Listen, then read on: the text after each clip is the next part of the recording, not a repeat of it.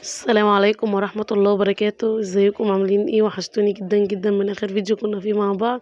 اللهم صل وسلم وبارك عليك يا حبيبي يا رسول الله عليه افضل الصلاة والسلام. معايا بقى 2 كيلو دقيق، عليهم باكيت خميرة فورية، معلقة سكر كبيرة، ربع معلقة ملح، مية فترة، وهنبتدي ان احنا نعجنهم معايا. بصوا بقى الدقيق دوت يعني ايه يعني فيه ردة. تمام، معرفش بقى انتوا بتقولوا عليه ايه.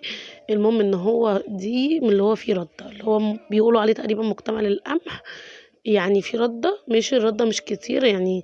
بس ايه، في كمية ردة، دقيق اسمر زي ما بيقولوا عليه، عرفوني بتقولوا عليه عندكم. ماشي، هبتدي بقى ان انا اعجنه كده واشربه المية اللي انا حطيتها. وهنعمل النهاردة احلى عيش برد. تمام تمام. بصوا بقى بزود واحدة واحدة كده، بحيث ان من العجينة ما تطرش معايا مرة واحدة. ألمها وتبقى معايا ايه، سمكها حلو، مش سايبة مني ولا حاجة. تمام تمام. المهم لو أول مرة تشوفيني، معاكي أختكم مكرمة صاحبة قناة ماما وكوكي. ما تنسينيش بلايك واشتراك في القناة عشان يوصلك كل جديد. قناتنا حلوة خفيفة ولذيذة. انزلي دلوقتي حطي اللايك، الفيديو هيعجبك جدا. بعد ما عجنته بقى سيحت كده ايه حوالي معلقتين سمنة. تمام. او زبدة او زيت اللي عندك حطيه، بس يا ريت بلاش الزيت لانه بينشف العيش معاكي.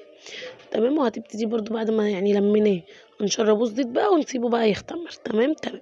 طبعا انا كنت عايزاه يختمر على طول، فبالتالي سخنت الفرن وحطيته فيه بحيث ان هو يختمر معايا على طول. تعالوا بقى ايه اوريكم هديه جات لي كده، هديه جميله جدا جدا جدا. بصوا البراد الصغنون ده جميل قوي. العرب هم اللي هيعرفوا معنى البراد والكوبايات دي يا جماعه. بصوا حجم الكوبايه صغير قوي. ده حد قريبنا من العرب جاب لي الطقم دوت كده زي ما انتم شايفين، البراد ومعاه الكوبايات الصغيره ديت، عجبوني قوي. بيسموه سردة. زردة شاي، يعني بيقعدوا يحطوا فيه الشاي يغلي يغلي لما يبقى تقيل خالص ويشربوا منه كوبايه واحده صغيره. تمام. الهديه طبعا مشكور مشكور جدا اللي جابها. بعد كده بقى بصوا بورما بقى يا جماعه، عرباوي برضو، يعني الاكل النهارده يعتبر على شرف العرب. بصوا رصيت تحت رق بصل، رق طماطم، بعد كده بسله وجزر وكوسه. تمام. طبعا انا هنا ما كنتش واقفه في المطبخ، احنا قعدنا كلنا كده انا وامي واخواتي وعملناها واحنا قاعدين. بصوا حتى هتشوفوا دلوقتي معايا اكتر من كذا ايد، مش ايدي انا بس، لا يعني دلوقتي ايد ماما وايد اختي، وبصوا كلنا هنعمل كلنا هنعمل. وهيجي اخويا كمان. بصوا يعني بصراحه بالهنا الشفا كانت احلى حلة بورما ممكن تاكليها، او لحمة بالخضار، عشان كلنا حطينا ايدينا فيها. كلنا مدينا ايدينا، مفيش حد يعني ما عملش حاجة، كلنا عملنا. بصوا اهو زي ما انتم شايفين كده. طبعا انا مش عارفة اوصف لكم اكيد لاني مش باين حاجة. المهم ان هو بصل على طماطم على جزر على بسلة على كوسة على بطاطس، وكلهم محطوطين في حلة واحدة، محطوط عليهم لحمة مكعبات صغيرة. ده كان كيلو ونص من اللحمة. عليهم فلفل سبايسي. بتقلبي الخضار ده كله في بعضه، بترشي عليه بقى، بتروحي للعطار تقولي له عايزة بهارات بورما وكبسة، وهو بيديكي البهارات اللي انت محتاجاها. ولازم تحطي كمان فيها سمين ياما، يعني مادة دهنية ياما. ماشي. وتبتدي ان انت بقى ايه تقطعي اللحمة مكعبات صغيرة كده، وكل حاجة مكعبات تحطيهم في حلة واحدة وتغطيهم. تمام. سبتهم بقى انا يكملوا اللي هم بيعملوه في الحلة. وكان العجين بتاعي اختمر زي ما انتم شايفين. ماشي، زي ما قلت لكم انا خليته يختمر في الفرن لاني كنت مستعجله. هبتدي بقى ان انا اقطعه كده. ماشي. بصراحه بحب التقطيعه دي قوي اكتر من تقطيعه الايد، بس لاني بحس ان هي بتحتفظ بخمرها. شوفوا بقى طريقه عجينتي طريه وجميله ازاي. هرش بقى رده لان ده عيش برده، مش هرش دقيق. تمام تمام. طبعا انا عملت لكم وصفات العيش، يعتبر اغلبيه وصفات العيش معانا في القناه. لو في وصفه محتاجين تعرفوها ابعتولي في التعليق وانا هكتب لكم الوصفه كلها، او هعملها يعني هطبقها في فيديو كامل. ماشي. ابتدي بقى قطعت العجين بتاعي اهوت كده كله مره واحده، وبعد كده هكوره وهركنه بقى. طبعا يعني الرخامه بتاعتي انا متاكده ان هي نظيفه طبعا، عشان كده شغاله عليها بقلب. تمام. وطبعا اللي هو احنا بقى كنت واقفه هنا كده بكلمهم لان هم بيعملوا قصادي، يعني الصاله عندي مفتوحه على المطبخ، مفتوحه على الاوضه اللي بنقعد فيها. تمام. اوضه المعيشه يعني، فبالتالي هم شغالين بيعملوا البورمه البطاطس وكده والحاجات ديت، وانا واقفه بقرص كده وبكلمهم، بقطع يعني العجين بتاعي وبكلمه. تمام تمام. كانت اكله جميله بصراحه، الف هنا وشفا للي كان ليه نصيب ياكل حاجه منها. يا جماعه دايما الاكل مش بعمايله ولا بطريقته، لا الاكل بنتي بتاكليه مع مين، اللمه الحلوه اللي فيه. اللي بيمد إيده كده يعمل معاكِ حاجة ويساعدِك وهو من جوّاه صافي وسالك ما فيش حاجة وحشة، يطلع معاكِ أحلى أكل وطعمه حلو وكل حاجة، كل حاجة تبقى حلوة. أنتم فاهمينّي؟ أكيد طبعًا فاهمين أنا باقول إيه، وأكيد اللي عنده بيت فيه عيلة جميلة زي عيلتنا الحمد لله، هيبقى فاهم الكلام ده كويس.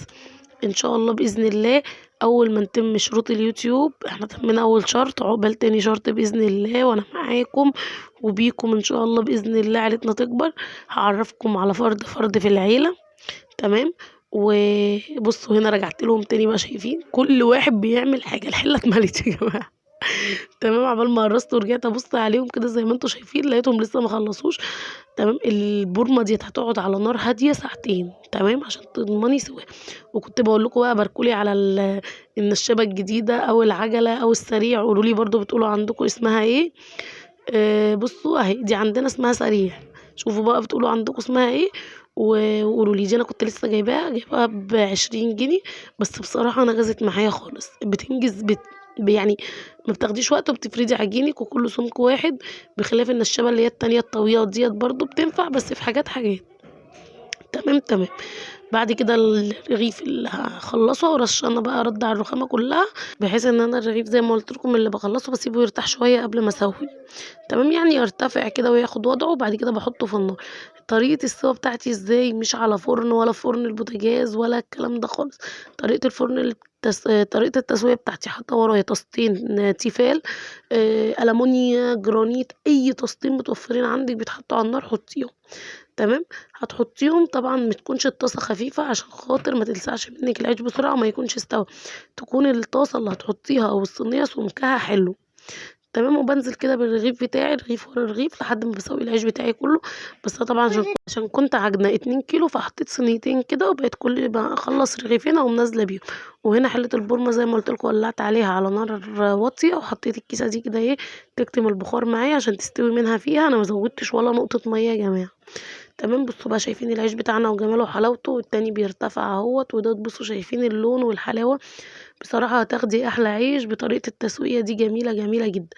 تمام. بُصّوا شايفين بقى في حاجة بقى أول ما خلاص طلّعتِ أول رغيف وتاني رغيف، خرقة نضيفة طبعًا مبلولة، فوطة أي حاجة كده نضيفة ومبلولة في إيدِك، بس أهم حاجة تكون مبلولة. تمام. وتمسحي كده عشان خاطر الردة طبعًا بتتحرق بسرعة، فما تحرقش معاكِ العيش على الفاضي وتطلّعي الرغيف استوى وهو ما استواش. شايفين بقى الردة المحروقة قد إيه؟ بين كل رغيفين تقومي عاملة العملة دي.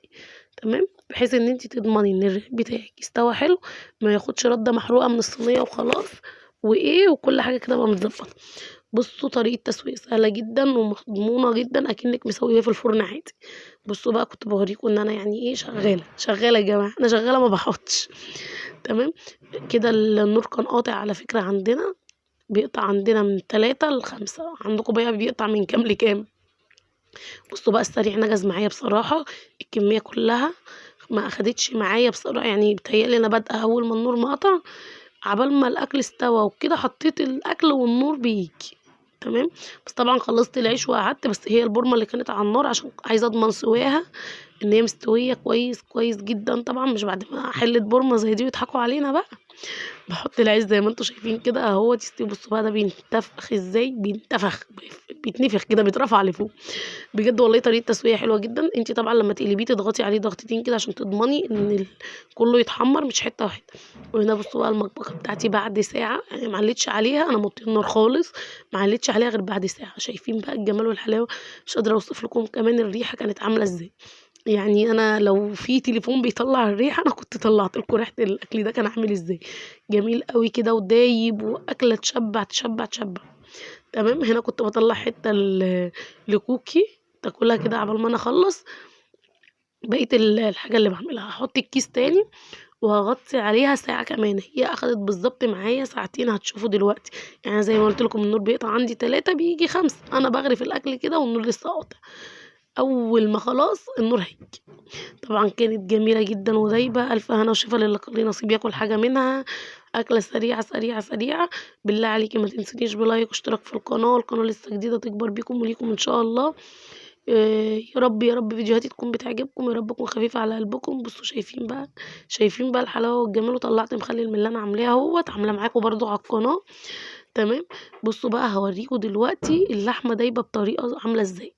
يعني بصوا جمال ما فيش بعد كده. بصوا أهو شايفين معايا الجمال والحلاوة.